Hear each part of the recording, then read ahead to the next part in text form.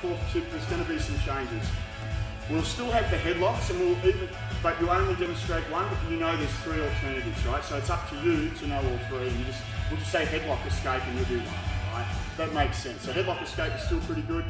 And just out on the street, if someone was to get you in a headlock and you did one of those escapes, it'll work very well. The other stuff on there will remain, so whatever else is on there, it's not too much. You take away the headlocks, there's only about three other techniques. But what we are doing is legs. Now, on white belt, in IBJJF, you can do an ankle lock, a straight ankle lock. And we're going to go into that in detail. So we are putting a straight ankle lock into the syllabus, and you're going to have to get the entry from standing, from on top, and from underneath.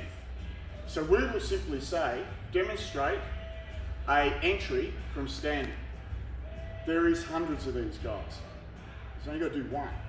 But if you know a few, you'll demonstrate a few and go, yeah, yes, I can do that. Demonstrate from top. Top, you can be in mount. You can be in half guard. So you can back step, you can step over.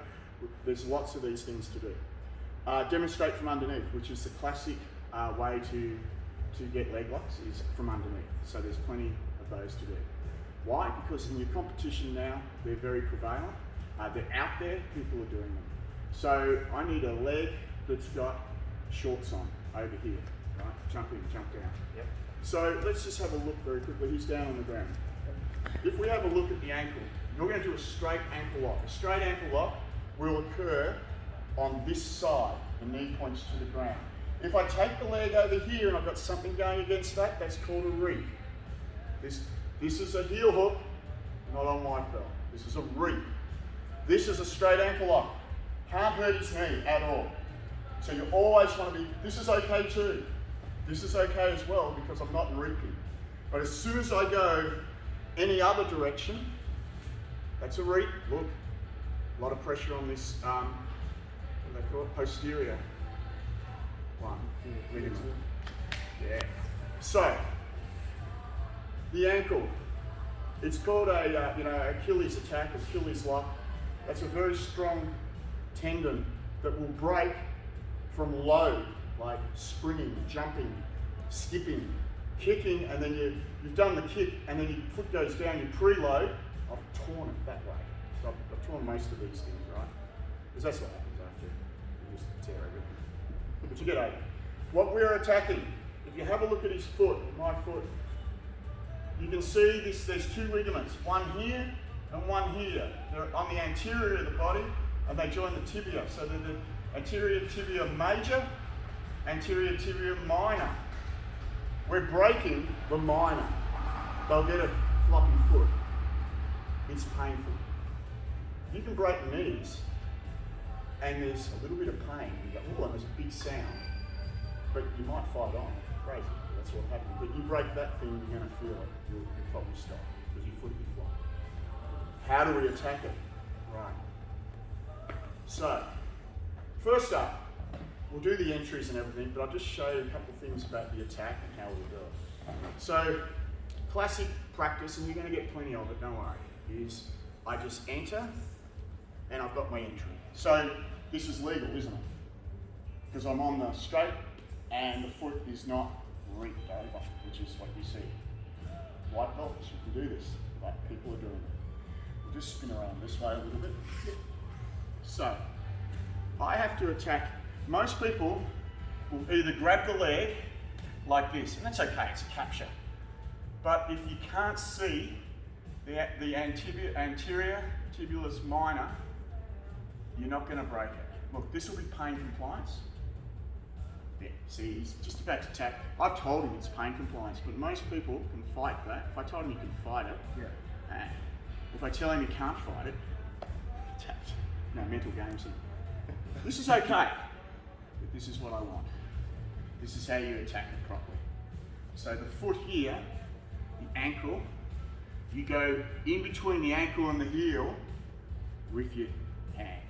So do you see how I can see the minor? See, his major's there. It's the minor I'm attacking. So, hand between the ankle and heel. Boom. Now if I've got a gi on, I just grab my own gi. I find that good.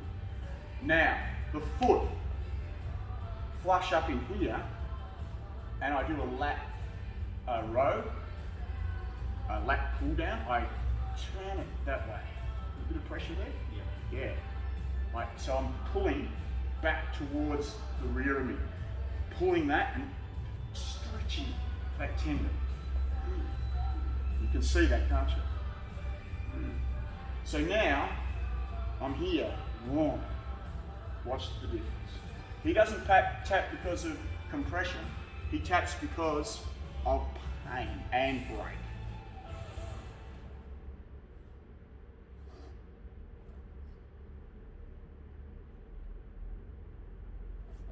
It's pretty flexible. Wait for it.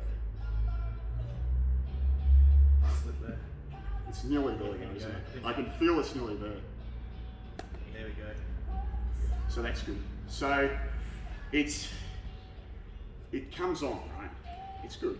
So here it is here. I can see it. If I go too far, it's compression. You should be able to put up with that. It feels, you can feel it. Yeah, feel it. Yeah. Straighten your foot. Just, yeah. Is that alleviated? Yes. Yes. Yeah. So, most people do it this way, and they'll rip your foot like this, and you're tapping because of compression. So, there is a spot, you've got to get it. Come back to here.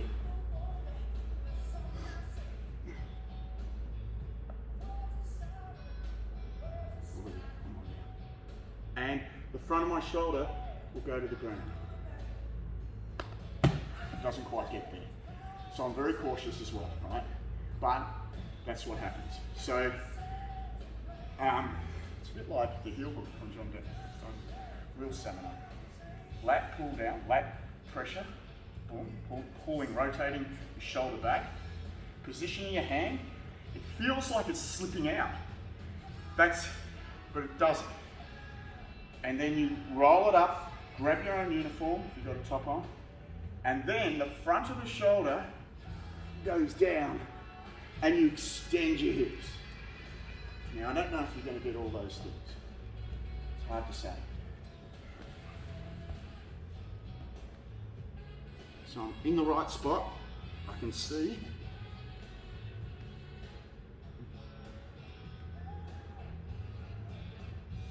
Yeah, that's pretty good. I can feel the tightness, right? That's not too bad. It's pretty good. You can feel it on that ligament? Yeah. Yeah. Okay, cool. Yep. All right. So